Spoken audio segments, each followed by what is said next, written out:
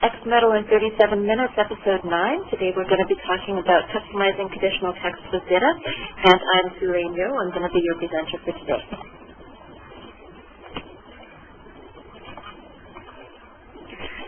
So today is going to be a very practical, technically oriented webinar talking about one specific feature, which is conditional text. We'll be talking about conditional text using the DITA XML language. If you're not familiar with DITA, or if you're maybe considering using a different XML language other than DITA, this will still be relevant to you. There are still going to be some concepts in here that are useful. We would encourage you to come back in another couple of weeks if you're not using DITA, because there's some additional setup work that you would need to do if you're not using DITA.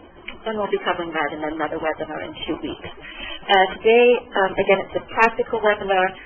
We're going to be looking at specific examples, and we're going to try to make it detailed enough so that you know how to implement conditional text in your own organization. But it's not a very difficult feature to use. It doesn't require any programming, and I think we can probably cover the main aspects of it today. So let's start with a recap of what, a bit of context about where conditional text fits into the picture. What people are trying to do very often is they're trying to deliver content that's customized for a particular audience, or for a particular variation of a product or a particular situation, but they don't want to duplicate content. So you want to deliver variations of content from a single source of a single set of source files. So there are two approaches to this. One that you've probably heard of, people talking about a lot, is what's called modular reuse, where you can take a single fragment of content and put it into multiple places. And that's not what we're going to be talking about today. What we're going to be talking about today is another way of accomplishing content reuse called conditional text. And let's look at what conditional text is. It refers to two things. Refers to a practice of marking up content in a single source file so you can create deliverables with different subsets of the file. So instead of taking a piece of content and putting it into multiple places, instead you're taking one big piece of content and you're saying what parts of that content apply to what. And the term conditional text also refers to the actual content that you're marking up as applying to only a subset of your deliverables. Conditional text is a term that's kind of an idiom. But it isn't just text. It can also be things like images, and it can also be things like index markers. So we mark up the content in one source file so that we can create deliverables with different subsets. You should be able to see two background colors here. One of them saying press Control S, and that should be in a purple color, and one saying press Command S, that should be in a green color. If you're not seeing those colors on your monitor, they're actually pretty important for this webinar. So let me just tell you that those highlight colors are there, and if you need to squint a little bit to see the colors, I'd encourage you to do that. So here, for example, if you're producing, say, a software manual that's for Windows and Macintosh platforms, if you have different if they're 95% the same, but you have different keyboard shortcuts for them, or different tiny little pieces of sentences that are different for Windows and Macintosh, you can just put both of those can indicate which parts are Windows only and which are Macintosh only. Under the covers, what's happening? So this is what the underlying XML looks like. This is the closest that we're going to be going today to looking at code. Here's a paragraph that's not conditional. This P here and here stands for the word paragraph, meaning that this whole sentence is a paragraph.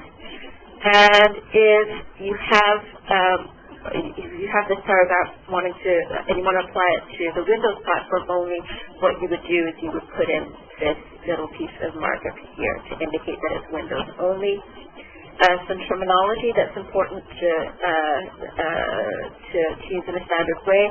This word platform is what's called an attribute, and this windows here is what's called the value of the attribute.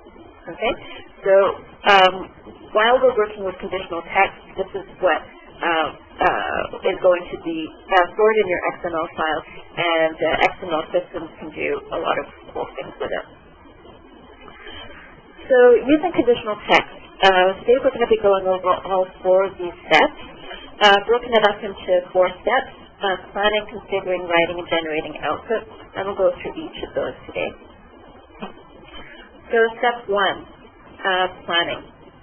This is a really important step, and it's actually quite tricky, so we're going to come back to this at the end of the webinar after we kind of go through enough of everything to get the big picture of it. So basically what you want to ask yourself is, what product variations are similar, or what audiences are similar, or what is it that you want to customize your content on? You know, if you ask yourself the sentence, if you ask yourself the question, I want to produce versions of my manual for different X, then the X at the end of that is going to be a list of useful conditions. Okay?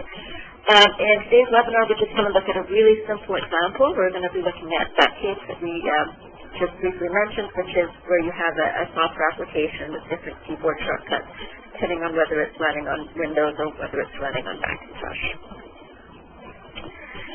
So after this planning stage, and you've got your scenario, you've got your list of what your conditions are going to be, then you would go into XMetaL and do some setup work. More precisely, you would go into a folder in your XMetaL installation and do some setup work. So the folder in this case is going to be this one. You can see the address bar here in your program files folder. And in here there's a folder called, a file called C.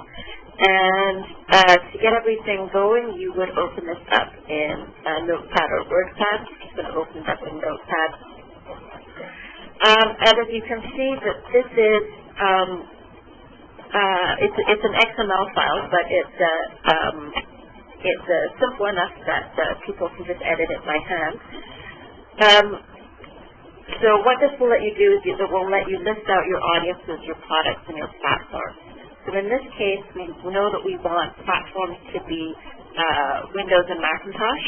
So we can say that under the platform attribute name, then we want a value name of Windows and a value name of Macintosh. And we can also get slightly friendlier titles on them as well. And these names and titles are what will appear in conditional text dialogues in XMetaL. If I wanted to add a third platform, for example, I would copy this line. I would paste it immediately below. And if I wanted to make this, if I wanted to add a Linux platform,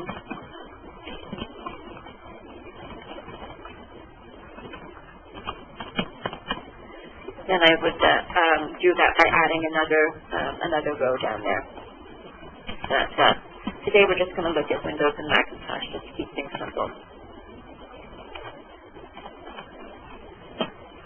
Okay, once I've created that settings file on one machine, I would generally distribute that to the other people in my team.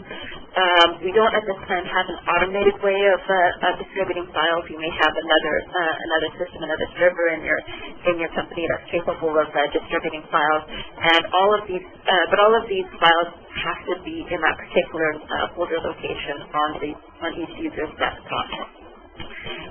Then the next time that you start up XMetaL, you're going to see that XMetaL conditional text dialogue use those values that you put into that file.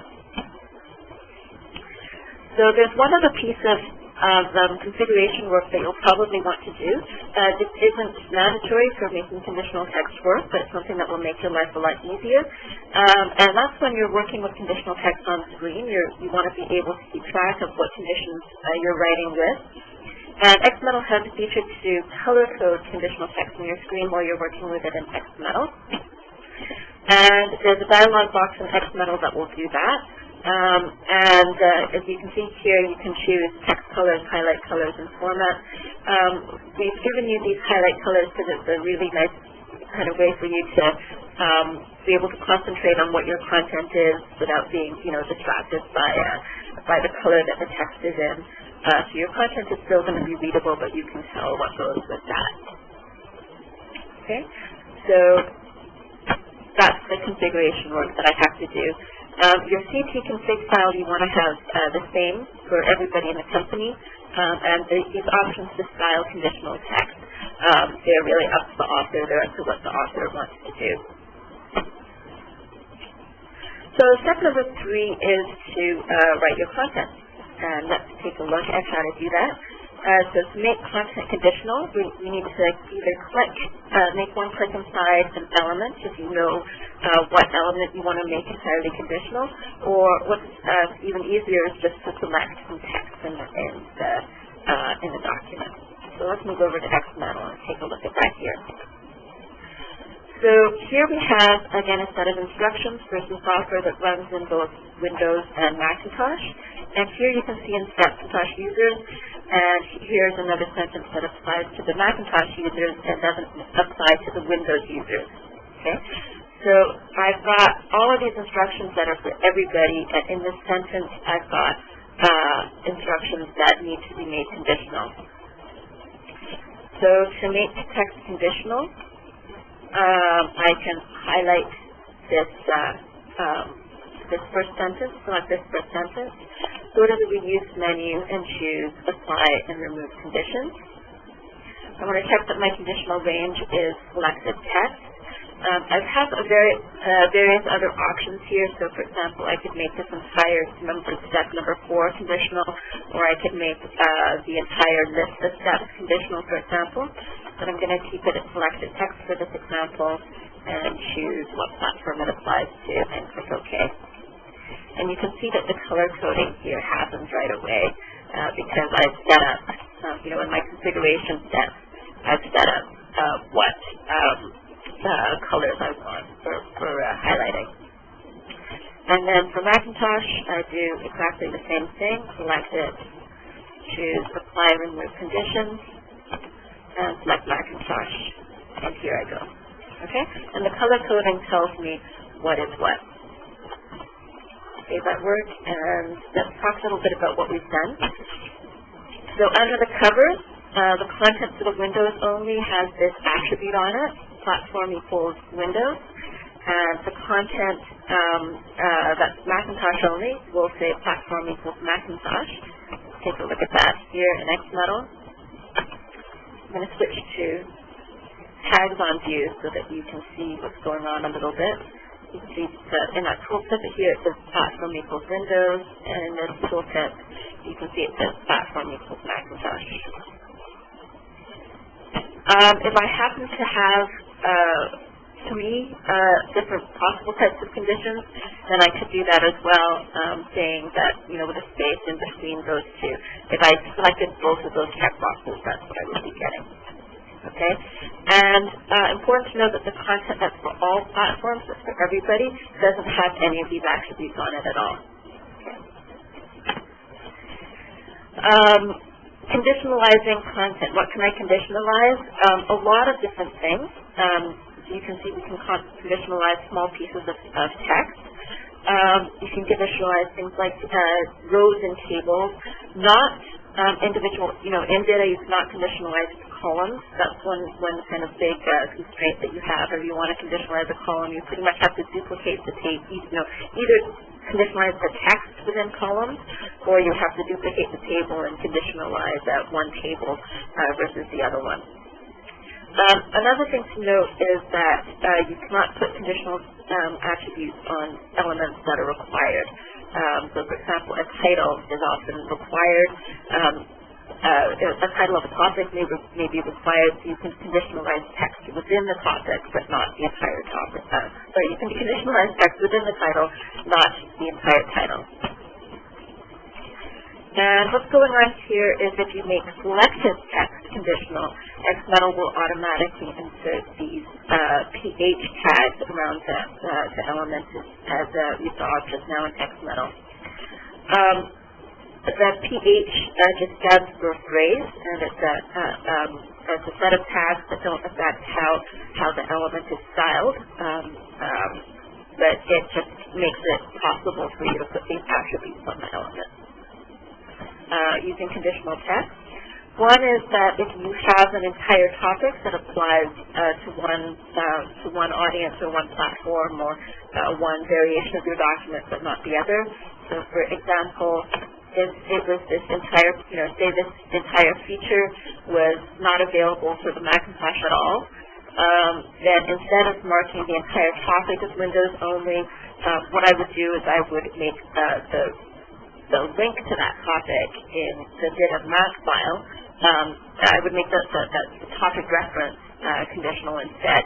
It's just a cleaner, easier way to do it. For those of you who are familiar with this concept of DITA Mac. If you have content that's common to all deliverables, then you don't need to put any conditions on it. You've seen I've been very sparing with conditions down here. I don't have to put, I don't have to conditionalize every single thing in my document. And another one that,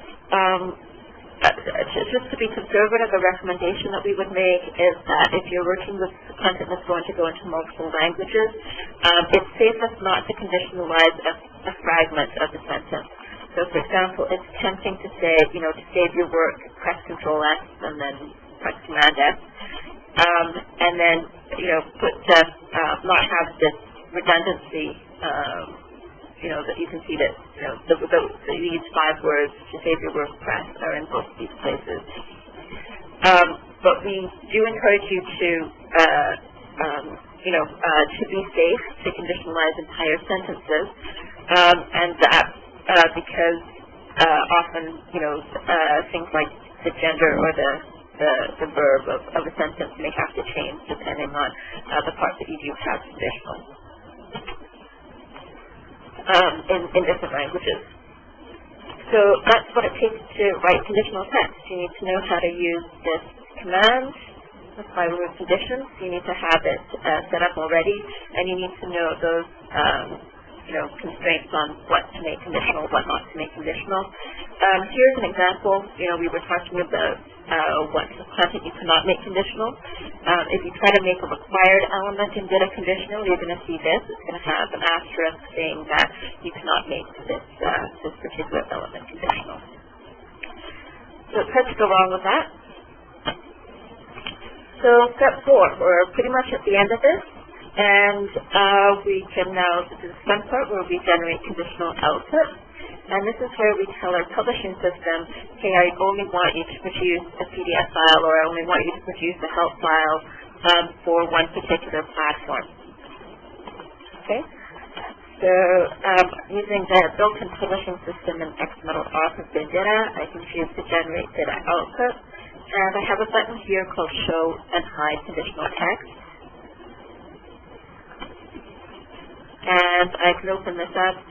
Again, if I have different audiences and different products, I can choose what combinations of those that I want. Here we're just looking at platforms. So I choose to generate content only for the Windows platform. Click OK. And that's what I expect XMetaL Author will give me. So what I'm expecting to see here is that XMetaL will produce an HTML file for this topic. It will have the content that's common to all, and it will have the content that I've marked up as being for Windows, and it will not show the content that's for Macintosh. Okay? And of course I can do this, so for example, web help or PDF, it all uses the same show hide conditional text user interface. If you've seen discussion of conditional text in DITA news groups, one of the things that often comes up is DITAval. Okay, so a DITAval file is something that under the covers is used in DITA processing to indicate what conditions you want to generate your output for. So if you're using XMetaL and you're using the built-in publishing system in XMetaL. You do not need to write a DITA file. You don't need to look at any of those people talking about, any of those newsgroup posts from people talking about DITA files. XMetaL will generate the DITA file automatically. You just have to choose what you want using these checkboxes. So that's the simple example of, two platforms and generating output for one platform at a time. I do want to mention that one of the holy grails of XML-based publishing is to be able to put your conditional content into a database and serve up content dynamically, depending on, say, the user's permissions or depending on some kind of system configuration or of the readers of your content. Dynamic publishing is something that DITA can support, with this content under the covers. It's still fairly new technology, but we're always hearing about how it's moving closer to being in the mainstream. So if you're using DITA for conditional text, you aren't going to be necessarily bound to static publishing forever. That's one of the nice things about it. So now let's look at a level of additional complexity where you have, say, multiple platforms, as we just looked at, and you also maybe have different audiences as well. So let's look at a more complex example than what we just looked at, where you've got three different platforms maybe, and maybe two different audience types.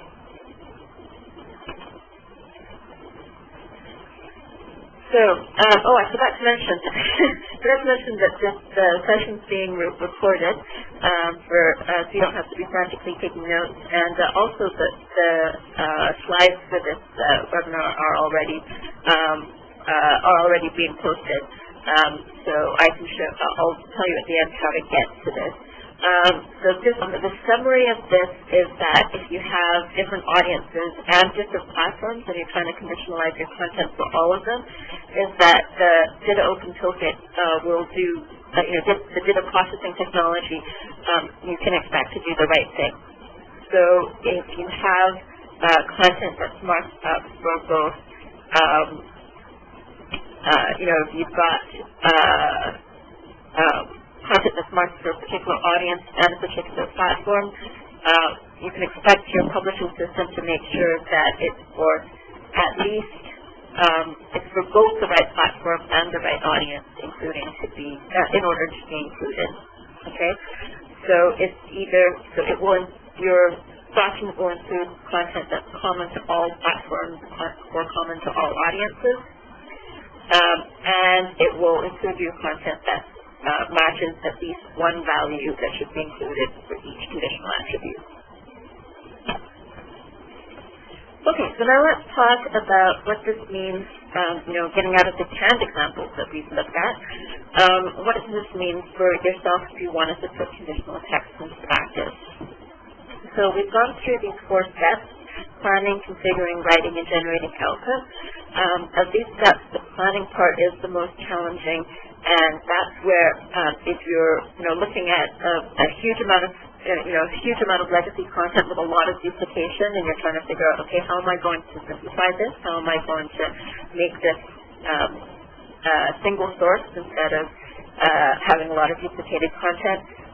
The planning stage is going to be very important, and if you are dealing with a complex situation, this is where you're most likely to want to bring in a consultant. So in order to do the planning, let's understand what DITA offers you. What we've been looking at so far, obviously, is, under the covers there's attributes for everything. Under the covers, everything is using XML markup. Today we looked at the platform attribute. There are 5 attributes that DITA has built into it that you can use for conditional text. Product, platform, audience are fairly self-explanatory. Other props, if you want to use other props attributes, so for example, let's look here, CT config file again. So audience, platform, and product are built into this. If I wanted to use a fourth conditional attribute, so say I wanted to say have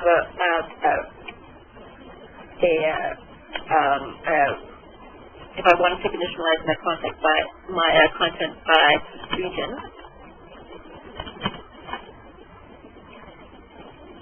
and this is where the ability to put titles on things in the conditional and the CT config file is useful. So I can say that the other props attribute, the title should be region, and I can say attribute name is HI, and the title will be Hawaii.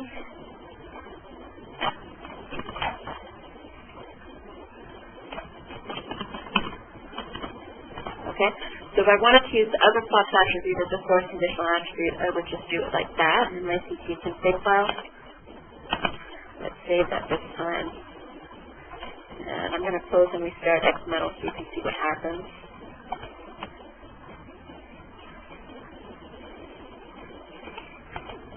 So now, if I go and apply and remove conditions, you can see that there's a region attribute in there.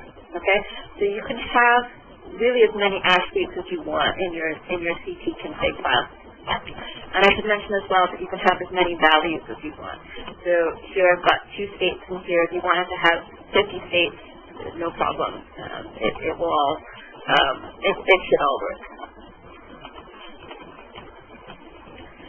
And if you need more than 4, you can use the props attribute. And if you need more than 5, you can do what's called attribute specialization to specialize the props attribute. The props so specialization is something that's an advanced kind of level of using DITA. That's kind of out of the scope of this webinar, but you can add as many attributes as you need. And then you would make a list of which attributes you want and which values that you want. It's really important to keep straight what are your attributes and what are your values. And one of the common mistakes I would say that you really want to avoid is when it comes to keeping your attributes versus values straight for the audience attribute. Okay, so if you want to conditionalize content according to skill level, and you also want to conditionalize content according to region, you don't want to have all of your skill levels and all of your regions put into the same audience attribute. Because that's going to give you a lot of problems when it comes to producing output and saying, okay, I want an administrator for, I want to deliver content for an administrator who's in Europe. It's going to basically be impossible to get what you want if you've got everything in one attribute. So make sure that you've got, those different audience dimensions separated out into different attributes. Okay, so that is the main caveat for planning. And once you've got your planning done, then just head over to your CT config file, set it up, do a little proof of concept, and of writing it and generating output, and you're ready to go. And the rewards are pretty significant for using DITA for conditional text. We haven't talked a lot about the alternatives. DITA is not the only product that can be used, or not the only technology, I should say, that can be used for conditional text. But DITA is very strong in terms of how it handles conditional text, in terms of being able to handle multiple condition types well, and being fairly straightforward to use and easy to standardize across a team. Okay, so you can centralize things in a CT config file and have some, that provides you with a level of control over how things are, what conditions you're using. A really good thing with DITA is that, as well, is that it's standards-based. So regardless of what output format you're producing, or more likely which of several output formats you're producing, it's always going to be, the same user interface, the same method. And if you're using a dynamic content delivery system, or if a dynamic content delivery system is something that you'd like to use in the future, DITA is going to give you the potential for working with that. And another thing that we really like about using DITA for conditional text is that it's easy. You don't have to do any programming. You don't have to deal with, hundreds or thousands of files. It actually reduces the number of files that you're going to be working with. And you don't need a sophisticated content management system. You don't need a fancy publishing system either. Everything that you need for working with conditional text at the levels that we just looked at today is available within XMetaL Author Enterprise out of the box. Okay, so you don't need anything else. Of course, there's a lot of advantages in having a component content management system. There's a lot of functionality in a content management system that many people who are using XML find useful, but it's not really required just to use the conditional text feature. Okay, so we're actually finishing this a little bit early. If you'd like to take a closer look at today's slides, they're already at slideshare.net.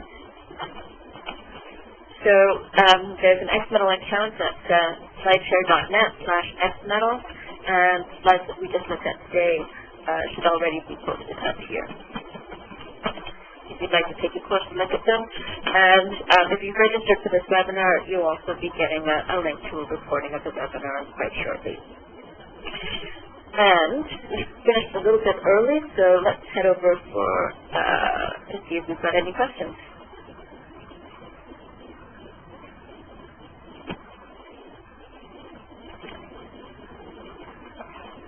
Okay. So there's a couple of questions here.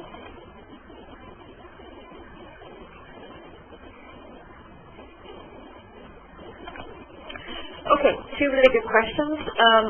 One is, why was conditional text put under reuse? It doesn't feel right as conditional text, not reuse. It's really just a matter of terminology. I think of conditional text as being reused in the sense of it allows you to deliver your message in different ways without having to copy and paste it, or without having to duplicate your content. Another question. I know that if I want to add my own conditions, I not only have to edit the CC config file, but also add the new condition to the DITA DTD. But where are the DTDs? Glad that question came up, because you actually don't have to add the new condition. Okay, hang on. I see what you mean. Okay, so you do have to add the. So if you want to add your own condition beyond the 4 or 5 that are already in DITA, so if you want to add condition number 6, 7, or 8,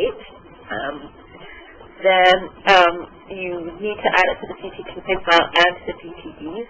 The DTDs, if you're using XMetaL on the client, are going to be. Actually, I'm not sure if I'm not 100% sure if I'm going to give you a complete answer to this, so I'm actually going to hold off into this question until we talk about XMetaL and specialization, because I know where some of the DTD files are, but I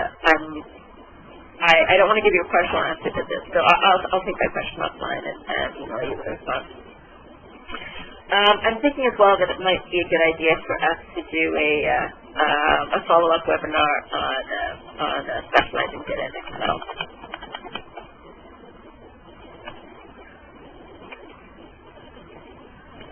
Okay.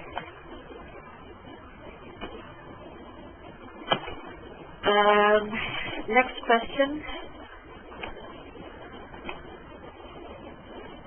How does this interact with different languages? one of the guidelines for using XML with different languages is that you would have, write all your content in English in one set of files, and then hand the entire set of files over to your translators, and your translators will basically change their copy of the file to their own language. So maybe one of the questions behind that question is, do you put different language, do you use conditional text to mark up what different languages are within a file? An answer to that is no. Usually you would, when you send, say, this file to your translator, you would send it just like this. All of the conditional attributes are going to be there. So, oh, sorry. Thanks. I've just been told I'm not sharing my desktop, so I'm going to do that again. Okay. So, to use this example again, you would send this entire file to your translator. It's got English content, of course. It's got all the markup in it. It's got both the Macintosh and Windows versions of your content. And your translator is just going to take this and translate, the content within the elements into the target language. So, I'm share my desktop and go back to questions. There are a lot of questions here, which is great. If we are already using global help is the next question. What is the advantage of using XMetaL? Haven't seen this question in a long time because people are not using XMetaL. We hear that it's better for producing multiple output formats. It's more scalable. It's a lot easier to work with a content management system, and it's really especially easier if you've got multiple people contributing to a project. So if you have an XMetaL project with DITA, you can, for example, have topics that are, being worked on by different writers, and they can all check their content in on a server and build it all together. So I don't have a lot of details, additional details on that, unfortunately. And a clarification on another question on, can we have language-specific conditions?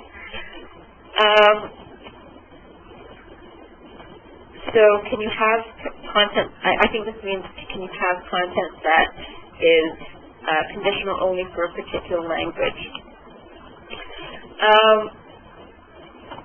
If anybody wants to send me a specific example of this, maybe that would be easier for me to speak to.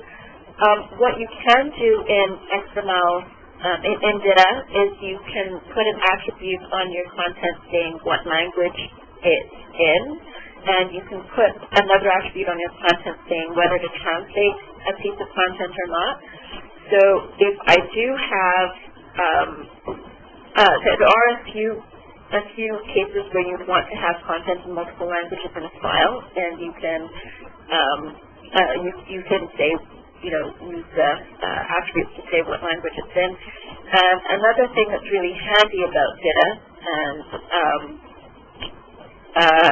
is not possible in most non-XML tools, is that you can mark a particular section of your content as being not for translation. So translators will keep it in English when you send it to them. I hope that maybe helps answer the question a bit. And another question is, when using color coding for conditions, how is the color rendered when two conditions are applied to one element? Basically, the XMetaL will choose one of them, depending on its internal logic. I think it might go by which, sorry?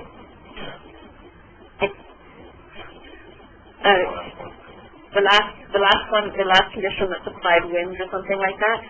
And that's one of the reasons that we offer multiple ways of doing this. I'm going to share my desktop again. So one of the reasons that in the CT-config file, not in the CT-config file, but in the style conditional text dialog, we have the option of doing both text colors and highlight colors. So that's for example, if you want to have both audiences and you want to have platforms in the file. You can say, it's not sharing? Oh, sorry.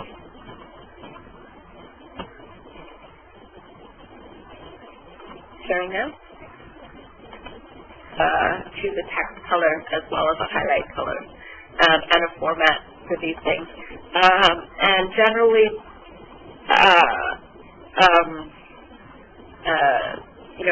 by juggling these things, it's helpful. Another thing that you can do if you've got, another thing that you might find helpful is, instead of color coding by attribute value, you can color code by entire attribute. So you can say, okay, if something has an audience attribute, I want it to be in blue, and if something has a platform attribute, I want it to be in green. Okay, you could do it that way as well.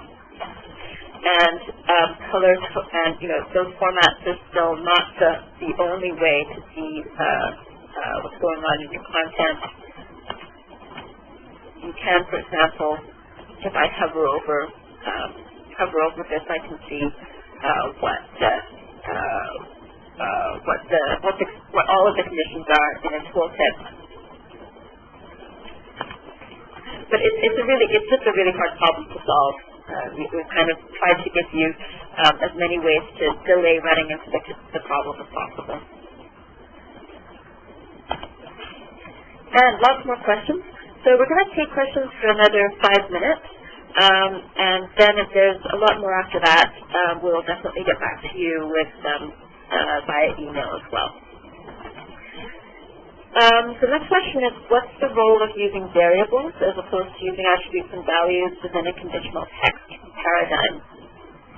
So DITA right now doesn't have a notion of using a variable. There's no such concept as variable in DITA. What you do have instead of using conditional text is what's called a content reference. So I'll give you a really simple example of this.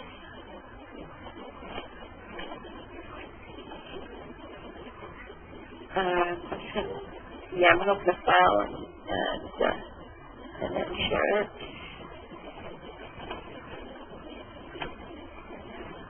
Let me find a file here for you.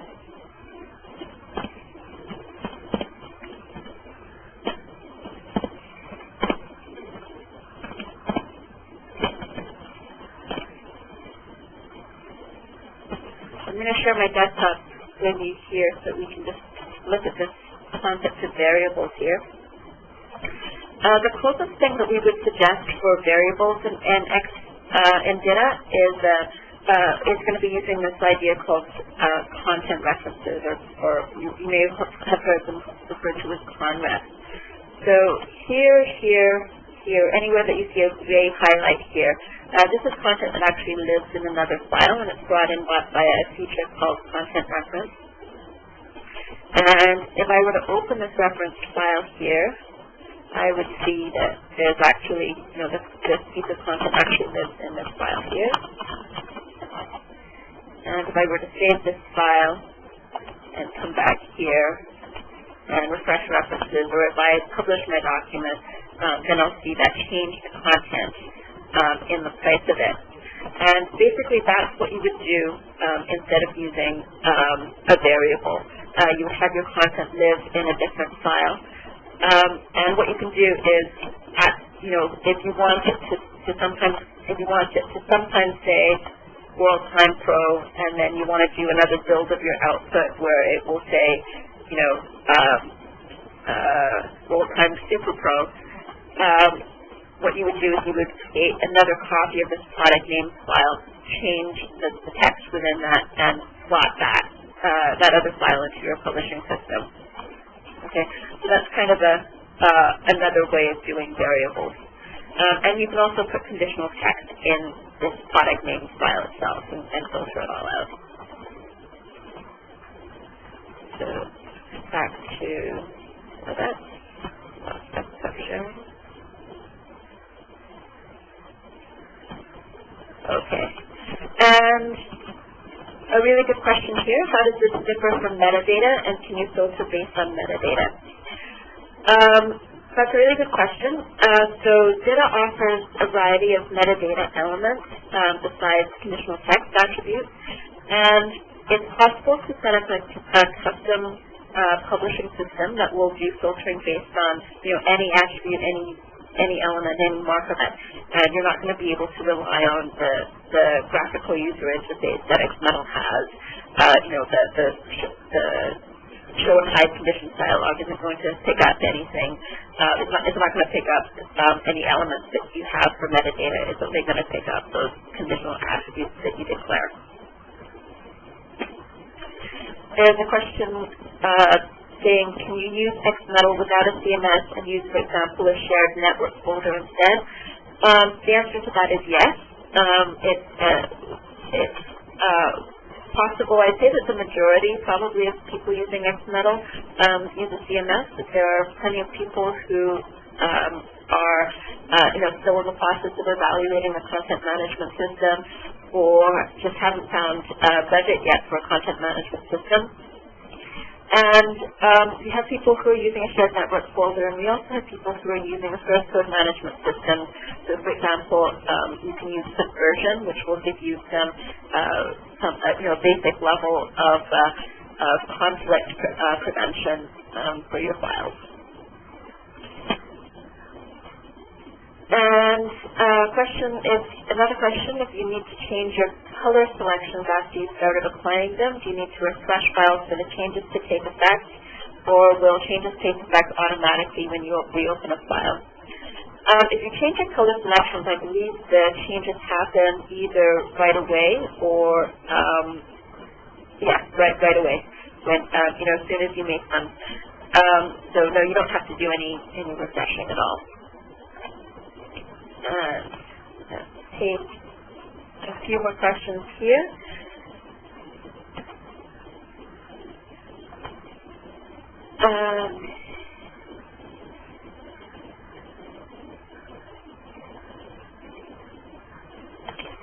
Okay, one more question.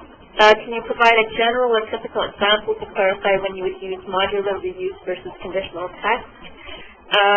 So the example that we looked at, where you've got a product name that